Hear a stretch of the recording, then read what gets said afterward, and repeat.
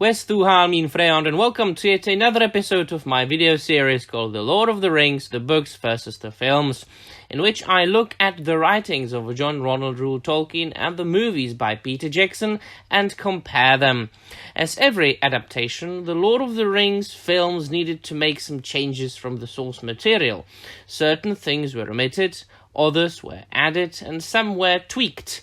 However, as I have stated many times in my videos, there is a difference between a proper adaptation and a complete and utter disaster. Here it is fitting to mention the upcoming The Rings of Power TV show by Amazon that will be released in September 2022. In today's episode, we will venture to the very end of the story when the hobbits come back home to the Shire after having fought many battles, having gone through many an adventure, and finally, after destroying the One Ring in the fires of Orodruina, the Mount Doom. Most of you have surely seen the film, so you know that in the movie version of The Return of the King, Frodo, Sam, Merry and Pippin ride into an unchanged Hobbiton on ponies, while smiling cheerfully, being excited about their return. The other inhabitants of the Shire apparently have no clue what has happened, and have been living their lives the same way they had been before Frodo's departure, in the Fellowship of the Ring. The old Proudfoot is swiping the porch, as he always did, and the expression in his face tells us everything he thinks about the foolish young hobbits wearing strange clothes and riding on the cute animals. In the next scene, we see the four friends sitting at the Green Dragon Inn, having beer and silently celebrating the happy ending of their quest, after which Samwise decides to finally make the move concerning Rosie. Well, and as we all know, in the next scene we are witnesses to a wedding, the groom being Sam and the bride being Rosie. Before the departure of Frodo and Bilbo to Valinor, everything seems to be bright and positive and altogether cheerful. Those who have read the books, however, know that the arrival of the hobbits back in Hobbiton took place under very different circumstances. We are talking about the chapter titled The Scouring of the Shire, and it also describes the friends and their return, but not to an unchanged Shire. Quite the opposite, really.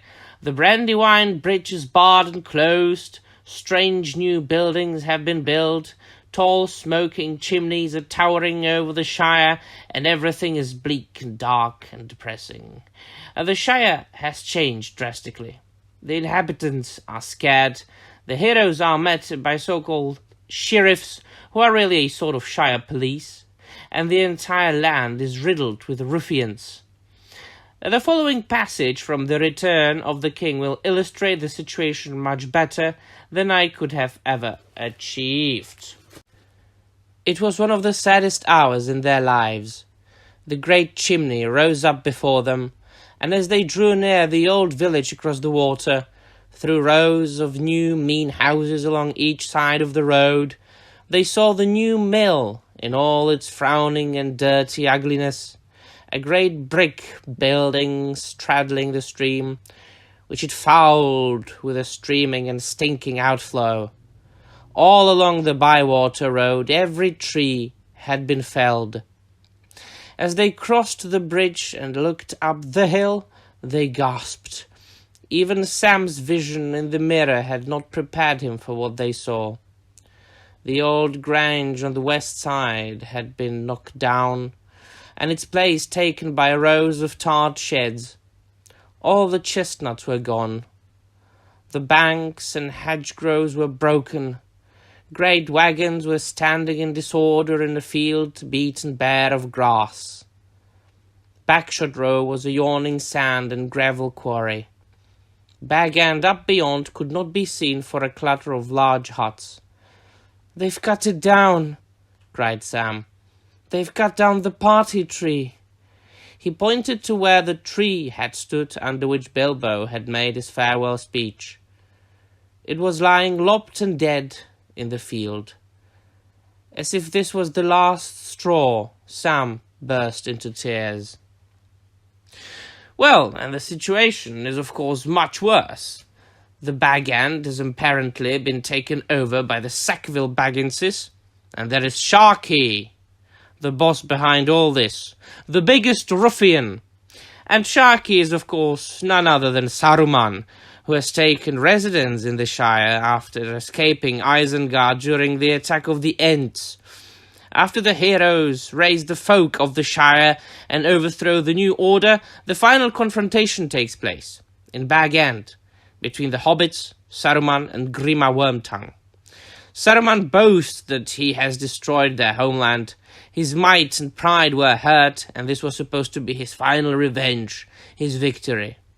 He tries to kill Frodo, but the hobbit is saved by his mithril vest, and the wizard is ultimately killed by Grima Wormtongue, who is then shot by the hobbit archers. However, the ending is not bad, because the hobbits managed to cure the Shire, and through hard work and a little help of seeds from Lothlorien, they managed to make things even more beautiful than they were ever before. So what do you make of these changes, my friends? Does the cheery ending fit the happy ending of the film? Would you keep the scoring of the Shire in The Return of the King? Or would you have done it completely differently? Let me know in the comments down below. And that will be all for today. Thank you very much for watching, and Namarie.